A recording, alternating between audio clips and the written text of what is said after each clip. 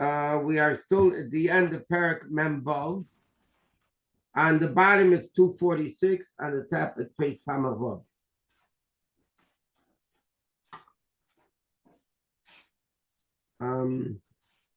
Okay. So we're going to start 2, 4, 6, 8, 11 lines in the bottom of the page. The bottom is 246, the top is Samavav. Again, the Alter Rebbe is explaining another way that a person can come to connect himself to Hashem by realizing how much Hashem loves us. Hashem is so infinite, and yet when a Jew does a mitzvah, Hashem leaves everything, so to speak, and he brings us holiness. And holiness is we become separated from the world. And like Kedushin, Ariyat Mukadashesli, we become one with Hashem, and Hashem separates us from all the nations, and Hashem is this connection that we have to Hashem. Okay, so he says now like this. The Kachahu B'chol Nefesh Yisrael, the same applies, this level of Kedusha applies to every single Jew, B'shas as Eisek HaTorah VaMitzvahs. When a Jew does Torah and mitzvahs, they learn Torah, or they do mitzvahs, they actually become holy. And he says, Lochein, he says an interesting thing. Chai v'Razal, our sages commanded us, Lokum v'lamei, to get up and to stand, mipnei kol eisik b'mitzvah. Whoever is doing a mitzvah, the Chachamim said you have to stand up for them. And he says even more. Even if the guy is a total ignoramus, okay, a total ignoramus, and it's an illiterate, so why do you have to stand for him? A guy is doing a mitzvah, you have to stand up for a guy doing a mitzvah, out of respect to him. The guy's an illiterate, and the answer is, well, you're not standing up for the person. Hashem, you're standing up for Hashem. Hashechen umislabish benafshe, that's dressing himself, investing in this person. B'shazu, at the time he's doing a mitzvah. We learned when you do a mitzvah, we say Hashem kitshanu b'mitzvah. Hashem, at the time we do a mitzvah, and it's a permanent connection, Hashem is dedicating us, separating us, sanctifying us for him. So if a person, when they do a mitzvah, becomes holy, so therefore the Gemara says in Kedushin, you have to stand up for somebody while they're doing a mitzvah. Why? Because there's Kedushin. Just like you stand up for a Sefer Torah. You stand up for a scholar because the scholar has the Torah in him. So the same thing the Gemara says, when somebody does a mitzvah, you have to stand up. The guy's an illiterate. It doesn't matter, but there's godliness even in that illiterate. When they're doing a mitzvah, that level of godliness is within them. Behind why, like he says, Mipnei Hashem, because of the godliness. Hashechen umislabish benafshe, that rests and dresses itself into this person's soul. B'shazu, at the time he does the mitzvah. So why doesn't the guy feel it? We do, all of us do mitzvah, we don't feel any of this stuff. Why not? He says, the soul openly doesn't feel this. Why? Because there's this coarse, mundane covering called the gufni, the body. The body was not refined. Therefore, the body darkens and conceals and covers this level of the soul. From being able to see God, like the Avis, like the patriarchs and similar tzaddikim, the Gemara says, they saw Olam Haba in their lifetime. So the Rebbe is saying like this. A person does a mitzvah, they become one with Hashem. There is ultimate Kedusha. Ultimate level of Kedusha. But why doesn't the person feel it? He doesn't feel it because there's a body that covers it and conceals it. Tzaddikim who worked with their body, they refined the body, and the body doesn't conceal the level of godliness of the neshama. So their bodies are holy. A person like all of us, with all due respect, that we didn't refine a body like tzaddikim do, like the others did. So therefore, we are that level of kedusha. I don't see it. That's because my body is blocking it. When Mashiach comes, we're going to see it. That's the concept of what happens when a Jew does a mitzvah. There's a story with the Rebbe Rashab. I mentioned it in the past. The Rebbe Rashab once spoke about a certain Jew to another chassid. He spoke to another Jew and he said he's a very, very special Jew. Very special Jew. So this guy said to the Rebbe, I don't see anything special about this guy. So the Rebbe Rashab, this is what the Rabbi used to do. They used to answer the guy with himself. He says, the Rebbe says to him, what do you do for a living? The Rebbe knew, but he asked him, what do you do for a living? He said, I'm a diamond merchant. So the Rebbe Rashab said to him, can you show me some of your diamonds? Show me, I'd like to see your diamonds. They're all excited. The Rebbe asked him to show him diamonds. He brought his diamonds, he puts them out on the table, and he's explaining to the Rebbe, this is a blue diamond, and this, and perfect, and not perfect, and this. He's explaining to the Rebbe all the different levels of diamonds. So the Rebbe Rashab said to him, something? I don't see any difference between them. I don't see any difference between the diamonds. So the guy said to the Rebbe Rashab, Rebbe, come on a diamond, you have to be a maven. You have to understand diamonds. And then you know the difference. So the Rebbe Rashab said to him, on another Jew, you also have to be a maven. Just because you don't see what's special about that Jew doesn't mean he's not. Because you don't see, you're blind. So then the person, you have to be a maven. So a tzaddik that looks at the neshama, sees that kedusha that the person brought upon himself when he did the mitzvah. We look with body eyes, bodies, and we have a concealment blocking the neshama, so we don't see neshama. We see body. Yeah, so then we're not going to see any kedusha and unity and holiness that this person doesn't have. Nevertheless, the Gemara says at the time a person is doing a mitzvah, you have to stand up for him because the person is holy. How do we know he's holy?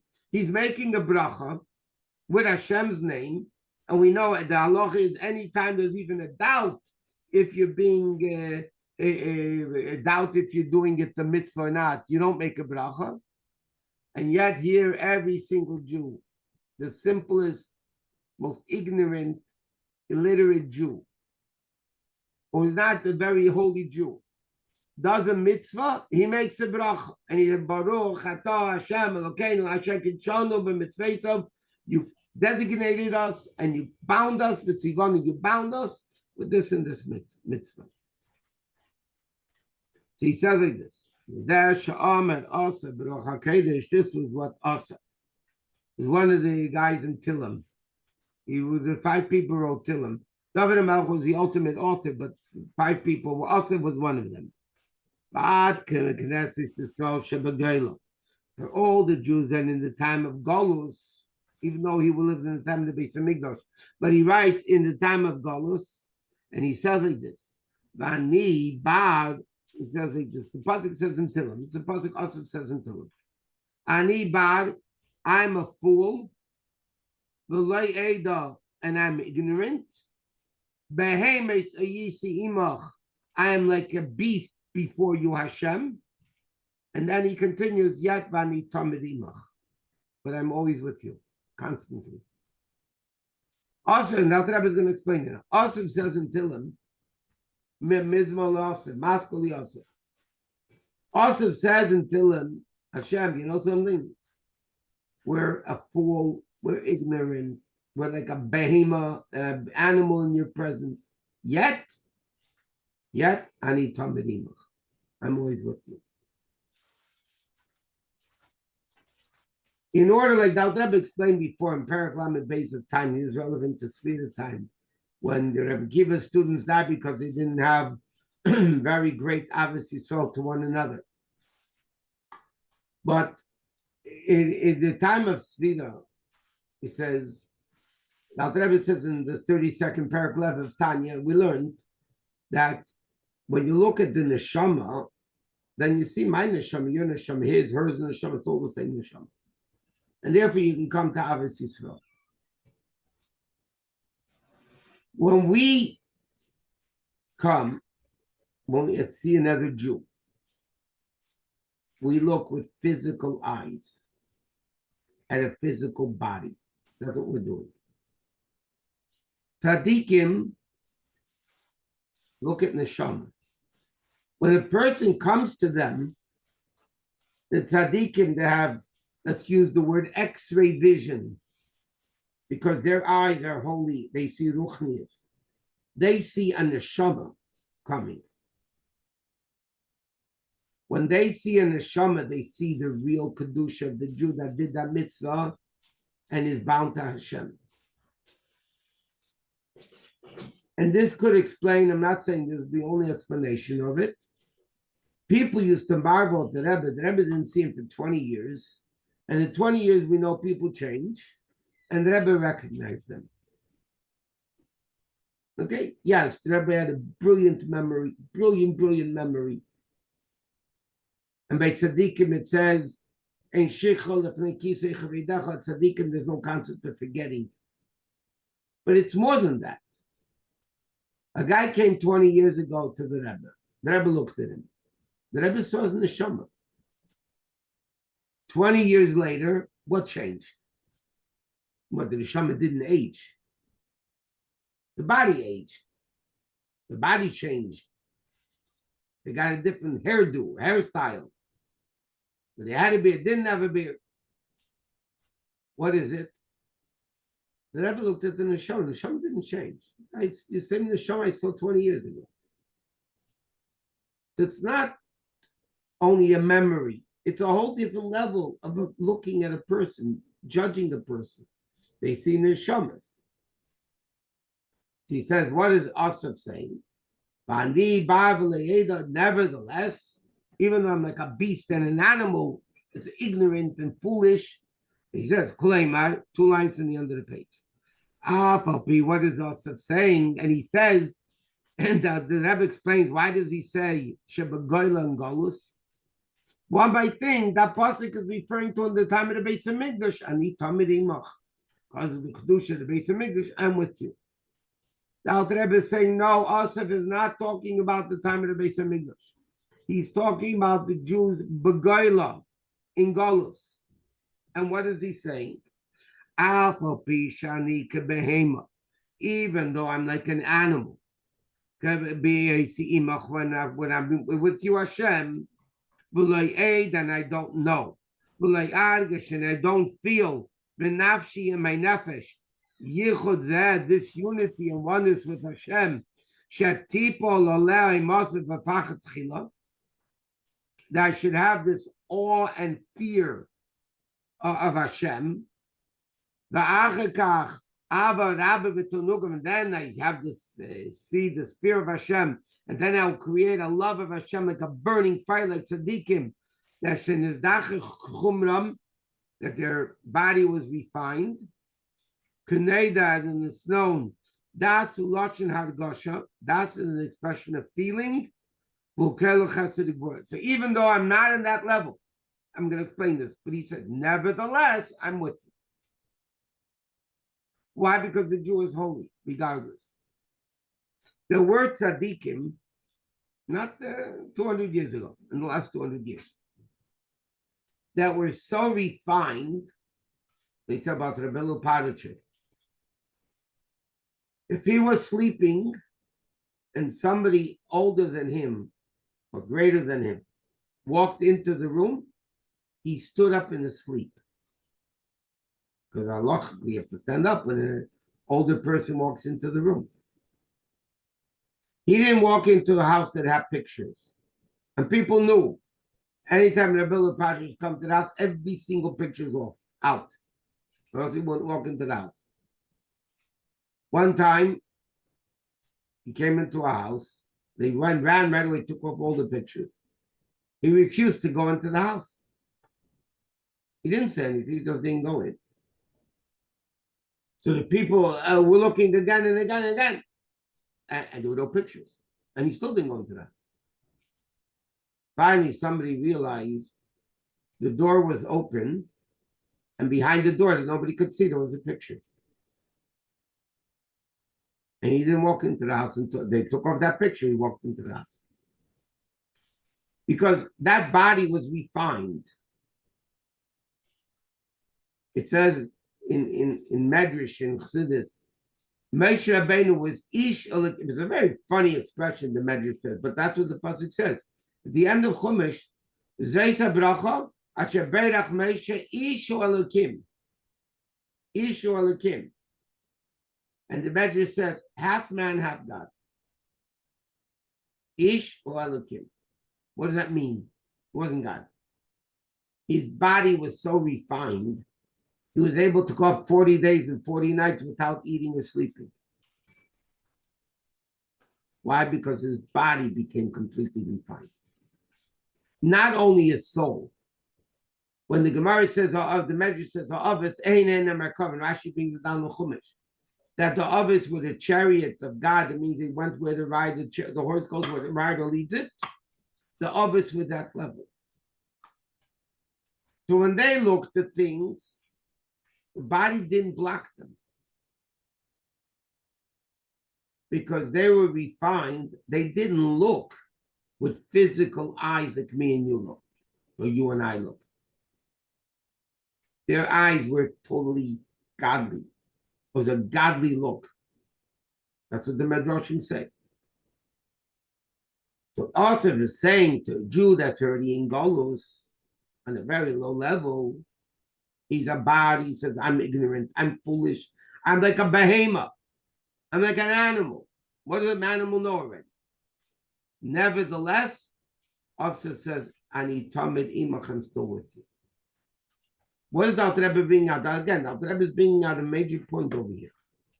If a Jew realizes the connection and love that Hashem has to each one of us, we could be illiterate, we could be ignorant, we could be like a behemoth, but we have a neshama, and that neshama does mitzvahs, even though they don't feel what they're doing. But nevertheless, the mitzvah binds them and connects them to Hashem. This is the greatness of every single Jew. And therefore, we mentioned this in the past. In nowadays Kidduv movements, the Chabad started in the 50s already, they have the expression Kidduv Rechokim, to bring the distant Jews closer. The Rebbe did not like that expression. The Rebbe says no Jew is ever far. Kidduv Rechokim means the Jew is far away from Yiddishkeit, far away from God, and we have to bring them closer. The Rebbe says, like the Rebbe is saying here, every Jew is close. You have to bring a close Jew closer. Because I need Tamid Imach. You could be a behemoth, you could be a fool, you could be illiterate, but nevertheless, you need Tamid Imach. The person's still with Hashem. If the person's still with Hashem, so he's holy. And therefore, a Jew needs to realize that level of Kedusha they have within them, that Hashem is instilling within me, and automatically I will reciprocate with the love to Hashem. And he says, connected the third line, Shadas Uloshin Hargosh. Shadas means feeling, not only knowing. There's knowing something is wrong, and there is feeling something is wrong. In fact, the first Rashi in this week's Passion, Achanemitz and Kadeshim. But in Achanei, the first Rashi says, why did Hashem tell Aaron after the two children died? So Rashi says, so now you have a doctor. Comes into a patient, and he says to the patient, don't eat this food, because if you eat it, you're going to die. And let's speak modern language. Don't smoke, because you're going to get lung cancer. God forbid. So either the person will listen or he won't listen. Why? Because from understanding to feeling is a world apart. I can know something is wrong and I'll still do it. Why will I do it? Because I don't feel it's wrong. I only know it's wrong. But Rashi says, Rabbi Lezer says, Moshe, what happens though? If a guy had a close relative that died from smoking, and you say to him, don't smoke because you're going to die like that, the relative of yours died, that's a different story. Then it's not only I know it's wrong, I feel it's wrong because I watched them die from that. Torah Mitzvah, he says, you have to feel godliness. When a person feels godliness, then they're connected.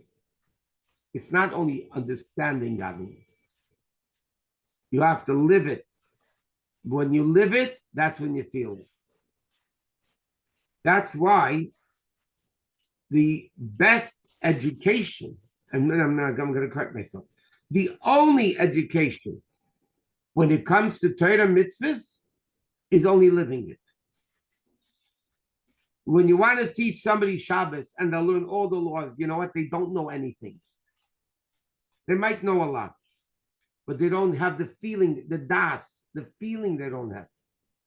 You want to live it, you have to live Shabbos. Then you feel Shabbos. I'll give you a simple example in the world. If you want to learn French, okay, and you'll have a teacher in high school teaching you French. Nothing. You want to learn French? You go live in France where they hate English and they won't talk to you if you speak to them in English. And you'll be forced to live French, then you'll learn French. Like this doesn't mean anything because I'm not living it. Alter Rebbe says when a Jew does a mitzvah, the kedusha shekachanu v'mitzvah v'tivanu, this connection they have with Hashem that they have. The reason we don't see it is because there's a concealment. Not that it's not there; it's blocked by a mountain of dirt called the body and the nefesh habamis, the animal soul. But it's there. So tzaddikim, that they have X-ray vision, they can see through the mud. They see the neshama. They see a perfect neshama. So he says, Afo PK, nevertheless. Yosef says, Ani Tomer Imach, I'm still constantly with you. Because this coarseness, this mundane, does not yichud nefesh, does not block the unity of the soul, but earning to Baruch and the oneness of Hashem, Hamamale Kol Almin, that permeates the world, like it says in the pasuk. We tell God, darkness does not darken for you. So he says like this, even though I don't see this kedusha, even though I don't see the way I'm holy, that's because of an external thing. But he says the reality is darkness cannot conceal the unity of the person's nefesh. The illiterate, bored behemoth nefesh, it will not in any way block the view, get in the way of the view, or stop the nefesh still is connected to Hashem. And therefore, like we said, what the Rebbe's opinion was also, when you're trying to bring a person closer to Yiddishkeit, there are also different styles. Okay, many organizations say don't put tefillin right away with the guy. First, talk to him about Yiddishkeit, talk to him about this, talk to him about whatever. The Rebbe's opinion was clear. You meet a Jew before you even talk to him about Yiddishkeit. Put tefillin on with him. Have her light candles. Do a mitzvah. What do you gain by that mitzvah? Then now they're connected. They're connected. When you're talking to them about who knows what, they're not connected. You want to get to the Jew. You want to get to the core and to the essence of the Jew. Get them to do a mitzvah. The mitzvah, like we're learning here, the body doesn't feel it, the animal soul doesn't feel it, the eyes don't see it, the ears don't hear it.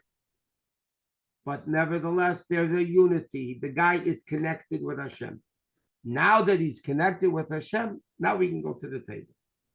Because now already you're on a level of receiving. Now you're going to be able to handle the Yiddishkeit. You get it? But if you don't start with a mitzvah, there's no connection yet with Hashem. That's what he's saying over here. Like it says, darkness will not darken the person in any way. Okay, I don't want to continue now because now until the end of the chapter is a whole thing. We'll stop here. Everybody should have a good Shabbos. Mitzvah Shem Monday night. I hope this week I'll be here. I don't see reason why not. It should only be simchas and good news. And we see Good Shabbos. Shabbos Mashiach. Thank you so much, Rabbi. Good Shabbos. Shabbos. Shabbos. Good Shabbos.